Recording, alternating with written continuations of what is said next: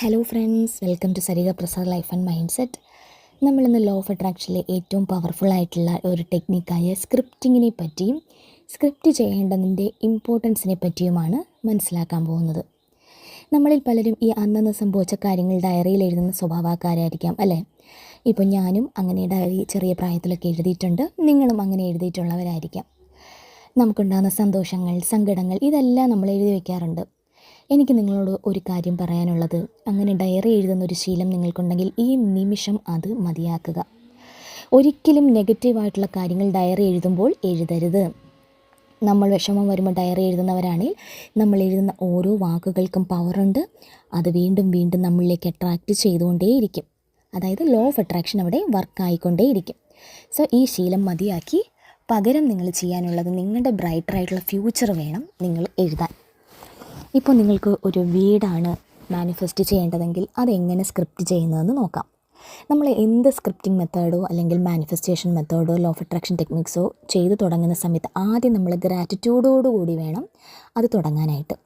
അപ്പോൾ ഇപ്പം വീട് വയ്ക്കുന്ന കാര്യം അല്ലെങ്കിൽ വീടിന് വേണ്ടിയിട്ടാണെങ്കിൽ, താങ്ക് യു യൂണിവേഴ്സ്, ഞാൻ നല്ലൊരു പ്രോപ്പർട്ടി വാങ്ങി, അതിൽ വെക്കേണ്ട എൻ്റെ സ്വപ്നഭവനത്തിൻ്റെ പ്ലാൻ വരച്ചു, അത് പ്രകാരം തറക്കല്ലിട്ടു, ഫൗണ്ടേഷൻ കെട്ടി, വീട് പണി പുരോഗമിക്കുന്നു.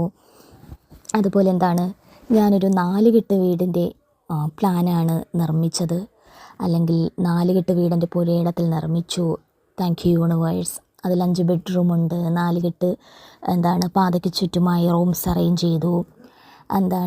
അതിന് വശത്തായി ഒരു മനോഹരമായ പൂജാമുറി, ബെഡ്റൂമെല്ലാം ഫുള്ളി കബോർഡുകളും ഫേർണിച്ചറുകളും കൊണ്ട് ഡെക്കറേറ്റ് ചെയ്തു. മനോഹരമായ അലമാരയിൽ നിങ്ങൾക്കിഷ്ടമുള്ള വസ്ത്രങ്ങൾ, അങ്ങനെ തുടങ്ങി നിങ്ങൾക്ക് എന്താണോ വേണ്ടിയുള്ളത് അത് വളരെ ഡീറ്റെയിലായിട്ട് വിവരിച്ചുകൊണ്ട് വേണം സ്ക്രിപ്റ്റിംഗ് എഴുതി തയ്യാറാക്കാൻ. നമ്മൾ ഒരു കാര്യം പ്രത്യേകം ശ്രദ്ധിക്കുക, ഇത് എഴുതുന്ന സമയത്ത് നമ്മൾ പാസ്റ്റ് ടെൻസിൽ അല്ലെങ്കിൽ കഴിഞ്ഞു പോയതായിട്ട്, അതല്ല എന്നുണ്ടെങ്കിൽ ഇപ്പോൾ നടന്നുകൊണ്ടിരിക്കുന്നതായിട്ട് വേണം എഴുതാൻ. നമ്മൾ വെറുതെ അങ്ങ് എഴുതി വിട്ടാൽ മാത്രം പോരാ, അത് വളരെയധികം ഫീൽ ചെയ്തുകൊണ്ട് വേണം എഴുതാൻ. അതുപോലെ ആ വീട്ടിലെ പാലുകാച്ചൽ ചടങ്ങ്, മറ്റുള്ളവർ നിങ്ങളുടെ വീടിനെ അപ്രീഷിയേറ്റ് ചെയ്യുന്നത്, നിങ്ങൾ ആ വീട്ടിൽ കുടുംബത്തോടൊപ്പം താമസിക്കുന്നത്, ഇതെല്ലാം വിഷ്വലൈസ് ചെയ്തുകൊണ്ട് വേണം നിങ്ങൾ എഴുതാനായിട്ട്. ഇനി നിങ്ങൾക്കൊരു ജോബാണ് ആവശ്യമെങ്കിൽ എഴുതാനുള്ള രീതി, thank you so much universe, ഞാനൊരു ഇൻ്റർവ്യൂ അറ്റൻഡ് ചെയ്തു, എൻ്റെ ബോസ് എന്നെ വിളിച്ചു, താങ്കൾ സെലക്ട് ആയിട്ടുണ്ടെന്ന് അറിയിച്ചു. ആദ്യത്തെ ദിവസം ഞാൻ വളരെ സന്തോഷത്തോടു കൂടി പോകുന്നതും ജോലി ചെയ്യുന്നതും ഫസ്റ്റ് സാലറി വാങ്ങി ഫ്രണ്ട്സിന് പാർട്ടി നടത്തുന്നതും ഇതൊക്കെ മനസ്സിൽ വിഷ്വലൈസ് ചെയ്തുകൊണ്ട് എഴുതുക.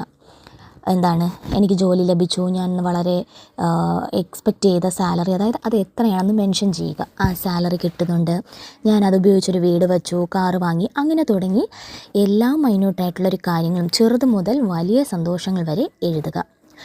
എന്തെഴുതുമ്പോഴും നമ്മൾ പ്രത്യേകം ശ്രദ്ധിക്കുക, ഗ്രാറ്റിറ്റ്യൂഡ് പറഞ്ഞുകൊണ്ട് വേണം എഴുതി തുടങ്ങാൻ.